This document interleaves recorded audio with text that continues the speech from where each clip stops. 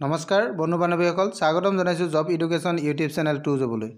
বন্ধু বান্ধৱীসকল, to job চেনেলৰ অন্য এটা গুৰুত্বপূৰ্ণ ভিডিঅ'লৈ আপোনালোকক স্বাগতম জনাইছোঁ।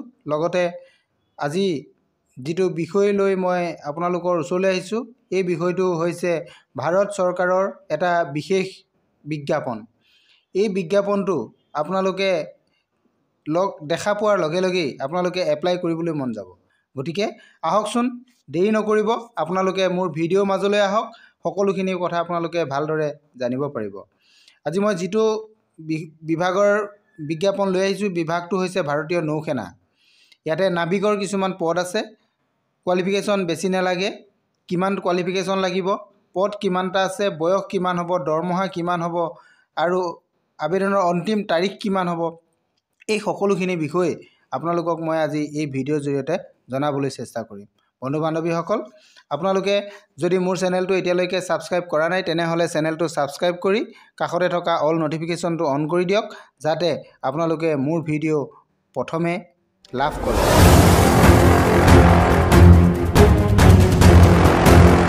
বন্ধু বান্ধৱীসকল, মই ইণ্ডিয়ান কষ্ট গাৰ্ডৰ যিটো বিজ্ঞাপন হয়, সেই বিজ্ঞাপনটোলৈকে আপোনালোকক লৈ আহিছোঁ। আপোনালোকে বিজ্ঞাপনটো চাওক, তেতিয়া সকলোখিনি কথা আপোনালোকে জানিব পাৰিব। ইয়াতে অনলাইনটো অলৰেডি আৰম্ভ হৈ গৈছে। অনলাইনৰ কাৰণে 13 ফেব্ৰুৱাৰীৰ পৰা অনলাইন হৈছে আৰু আপোনালোকৰ 27 ফেব্ৰুৱাৰী 2024লৈকে আপোনালোকৰ ইয়াৰ অনলাইন চলিব। গতিকে আপোনালোকে 27 ফেব্ৰুৱাৰীৰ আগতে ইয়াৰ পোষ্টৰ কাৰণে এপ্লাই আপোনালোকে কৰিব লাগিব অনলাইনৰ জৰিয়তে। গতিকে আপোনালোকে বিজ্ঞাপনটো সবিশেষ ভালদৰে চাওক। ইয়াতে মই পদকেইটা দেখুৱাইছোঁ। পদ আছে, পদখিনি হৈছে নাবিকৰ কাৰণে, সেইটো জেনেৰেল ডিউটিৰ কাৰণে। ইলিজিবিলিটি কেণ্ডিডেটৰ কাৰণে যিখিনি দিছে মই এইখিনি দেখুৱাই দিছোঁ। ইণ্ডিয়ান চিটিজেন হ'ব লাগিব, ইণ্ডিয়ান চিটিজেন মেল হ'ব লাগিব আৰু ইয়াতে কি কি প্ৰয়োজন আছে এইকেইটাও মই আপোনালোকক দেখুৱাই দিছোঁ। আৰু লগতে এডুকেশ্যন কোৱালিফিকেশ্যন লাগিব, এজ লাগিব, এইখিনি বস্তু লাগিব। যিহেতু পোষ্টটো নাবিকৰ পোষ্ট, এতিয়া আপোনালোকে ইয়াতে দেখা পাইছে, এইটো পোষ্ট অফ নাবিক, জেনেৰেল ডিউটি। গতিকে আপোনালোকে এইটো বুজি পাইছে। গতিকে ইয়াতে কোৱালিফিকেশ্যন কিমান লাগিব সেইটো আপোনালোকে ইয়াতে চাই লওক। 10+2 পাছ, 10+2 পাছ লাগিব। লগত কি লাগিব, উইথ মেথছ লাগিব, ফিজিক্স লাগিব। এইকেইটা বস্তু আপোনালোকক লাগিব, তেতিয়া আপোনালোকে এইটো পদৰ কাৰণে এপ্লাই কৰিব পাৰিব। মেথছ আৰু ফিজিক্স যদি আপোনালোকৰ থাকে, তেতিয়াহ'লে এই পদৰ কাৰণে এপ্লাই কৰিব। জেনেৰেল কোৱালিফিকেশ্যনটোৰ ফালৰ পৰা আপোনালোকে কৰিব পাৰিব।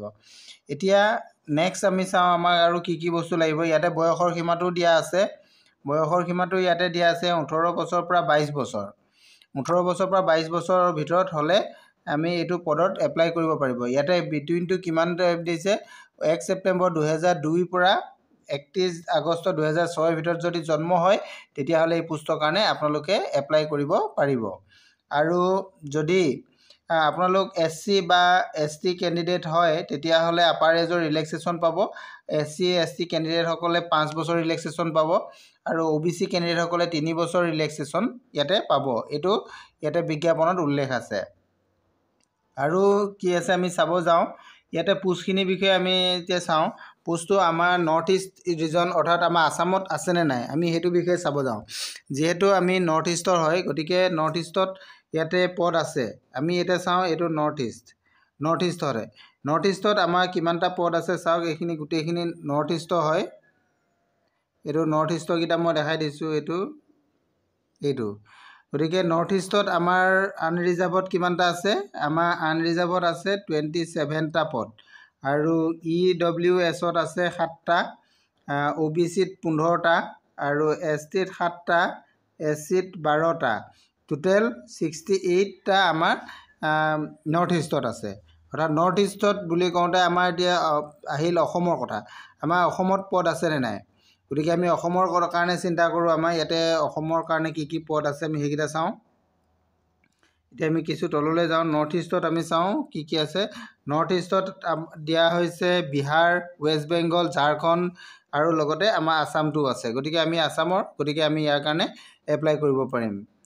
বুজি পাইছে। আৰু যদি কিছুমান যদি ত্ৰিপুৰা, মেঘালয়, মণিপুৰ, নাগালেণ্ড, অৰুণাচল প্ৰদেশ, মিজোৰাম, ছিকিম, উৰিষ্যা হয়, তেতিয়াহ'লেও তেওঁলোকেও কৰিব পাৰিব। এইটো নৰ্থ ইষ্ট ৰিজনৰ কাৰণে।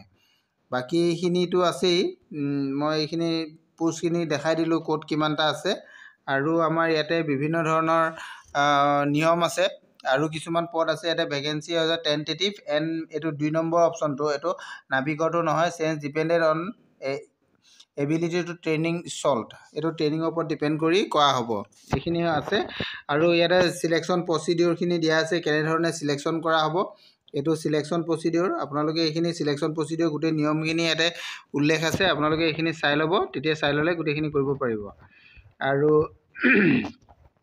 ইয়াতে ইম্পৰ্টেণ্ট যিখিনি জানিবলগীয়া আছে সেইখিনি মই আপোনালোকক দেখুৱাই দিছোঁ ইয়াতে এইখিনি চিলেকশ্যন প্ৰচিডিউৰ কেনেধৰণে এক্সাম হ'ব ৰিটেন এক্সাম কিমান হ'ব ইয়াতে নাবিক এৰ কাৰণে নাবিক যিটো জেনেৰেল ডিউটিৰ কাৰণে আছে তাতে চিলেকশ্যন ৰিটেন টেষ্ট হ'ব 1+1 1+2 তাৰ দুটা ষ্টেজত পৰীক্ষা এক্সাম হ'ব তাতে পাছিং মাৰ্ক কিমান থাকিব এইটো দিয়া হৈছে আনৰিজাৰ্ভৰ কাৰণে 50 মাৰ্ক লাগিব আৰু SC ST কাৰণে 44 মাৰ্ক লাগিব এই দুটা হ'ব এটা যিহেতু দুটা সিলেকশ্যন হ'ব এটা 27 এটা 17 হ'ব এইটা সিলেকশ্যন মাৰ্কটো দিয়া হ'ব এনেধৰণে এইখিনি প্ৰসেছ দিয়া হৈছে ইয়াতে আৰু তেনেধৰণে এইটো যিটো নেক্সট অপশ্যন আছে ইয়াতে মাৰ্কবিলাক কেনেধৰণে আহিব সেইখিনি কথাও দিয়া হৈছে ইয়াতে মাৰ্ক কিমান কি আছে গোটেইখিনি বস্তু ইয়াতে উল্লেখ কৰি দিয়া আছে আপোনালোকে এইটো ভালদৰে চাই ল'ব গোটেইখিনি মই গোটেইখিনি কৈ নিদিওঁ গোটেইখিনি কৈ দিলে মোৰ ভিডিঅ'টো বহুত দীঘল হৈ যাব গতিকে মই গোটেইখিনি ক'ব বিচৰা নাই বিজ্ঞাপনটো যেহেতু বহুত দীঘল হয় গতিকে আপোনালোকে গোটেইটো বিজ্ঞাপন চাই ল'ব চাই লৈ আপোনালোকে 28 ফেব্ৰুৱাৰী অৰ্থাৎ এইটো দেখা পাইছে 28 ফেব্ৰুৱাৰী আগতে এইটো এপ্লাই কৰিব লাগিব আৰু ইয়াতে যদি কিছুমান ফিজো পে'মেণ্ট কৰিবলগীয়া হয় তেতিয়াহ'লে ফিজটো আপোনালোকে অনলাইনৰ জৰিয়তে ফিজটো পে'মেণ্ট কৰিব পাৰিব আৰু এইটো 28 ফেব্ৰুৱাৰী আগতে কৰিব লাগিব গোটেই বস্তুখিনি ইয়াতে দিয়া আছে অনলি অনলাইনে আপোনালোকে কৰিব লাগিব কেনেধৰণে এপ্লাই কৰিব এইটো বস্তু ইয়াতে দিছে হাউ টু এপ্লাই কেনেধৰণে এপ্লাই কৰিব পাৰিব অনলাইন অনলি 13 ফেব্ৰুৱাৰীৰ পৰা 27 ফেব্ৰুৱাৰীলৈকে আপোনালোকে অনলাইন এপ্লাই কৰিব লাগিব এইটো ক'ত কৰিব লাগিব বুলি কৈছে এইটো ইয়াতে উল্লেখ আছে এইটো যিটো ৱেবছাইট দিছে অফিচিয়েল ৱেবছাইট এই ৱেবছাইটটো মোৰ ভিডিঅ' ডেছক্ৰিপশ্যনত মই দি দিম আপোনালোকে ডাইৰেক্ট তালৈ গৈ আপোনালোকে তাৰ পৰা এপ্লাই কৰিব পাৰিব ফৰ্মখন ফিল আপ কৰি আপোনালোকে তাৰ পৰা অনলাইন এপ্লাই কৰিব পাৰিব এইখিনি আছিলে ইয়াৰে কুৱেশ্যন পেটাৰ্ণবিলাক কেনেধৰণৰ আহিব আৰু ইয়াতে আপোনালোকৰ কিবা হেল্পলাইন লাগিলে হেল্প কৰিবলৈ হ'লে ইয়াতে নাম্বাৰ দিয়া আছে নাম্বাৰত গৈ আপোনালোকে হেল্প ল'ব পাৰে যদি কিবা অসুবিধা হয় তেতিয়াহ'লে তেওঁলোকে তাৰ পৰা আপোনালোকে হেল্প ল'ব পাৰিব এইখিনি ইয়াতে আছিলে আৰু বিশেষ যদি আপোনালোকে কি লাগিব ইয়াতে ডকুমেণ্টছো আপোনালোকক লাগিব বুলি কৈছে কি ডকুমেণ্টছ আপোনালোক কি কৰিব লাগিব এইখিনি অনলাইন এপ্লিকেশ্যনত দেখুৱাই দিয়া আছে কেণ্ডিডেট ছিগনেচাৰ এইটো ইমেজ লাগিব স্কেন কৰি দিব লাগিব আৰু লেফ্ট এইটো স্কেন কৰি দিব লাগিব কেণ্ডিডেটৰ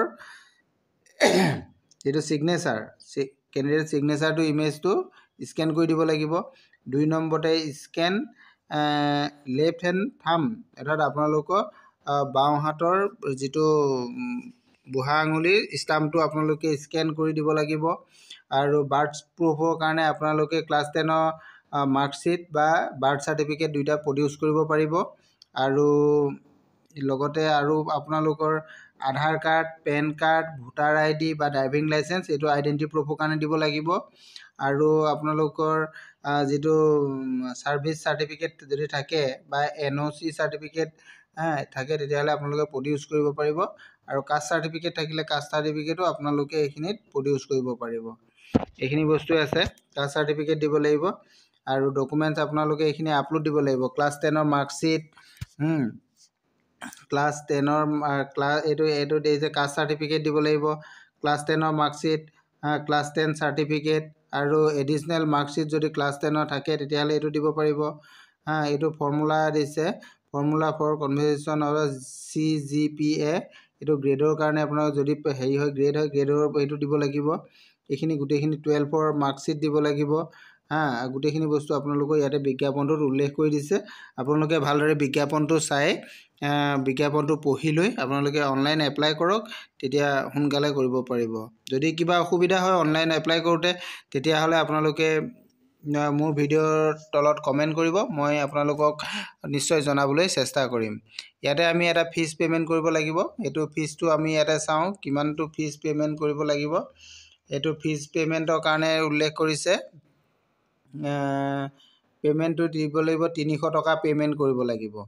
ইয়াতে আমি 300 টকা কৰিব লাগিব। 300 টকা এইটো SC ST কেণ্ডিডেটৰ বাদ দি SC আৰু ST কেণ্ডিডেটসকলৰ বাদ দি বাকীসকলে 300 টকা পে'মেণ্ট কৰিব লাগিব। এইটো 300 টকা পে'মেণ্ট কৰিব লাগিব। এইটো অনলাইন মোডত কৰিব লাগিব। অনলাইন মোডত আপোনালোকে অনলাইন মোড বাই ইউজ নেট বেংকিং হওক, ভিছা, মাষ্টাৰ কাৰ্ড, এনেকৈ ডেবিট কাৰ্ড, ক্ৰেডিট কাৰ্ড হওক, এনেধৰণে আপোনালোকে কৰি এইটো পে'মেণ্টটো কৰিব লাগিব। তাৰপিছত বাকীখিনিতো আপোনালোকৰ হৈ গৈছে। আৰু ইয়াতে এইটো গোটেইখিনি কথা মই আপোনালোকক দেখাই দিছোঁ। ইয়াতে আৰু বহুত বস্তু আছে, গোটেইখিনি মই দেখাই দিবলৈ মোৰ অসুবিধা হৈছে। ইয়াৰ কাৰণে মই দুখিত।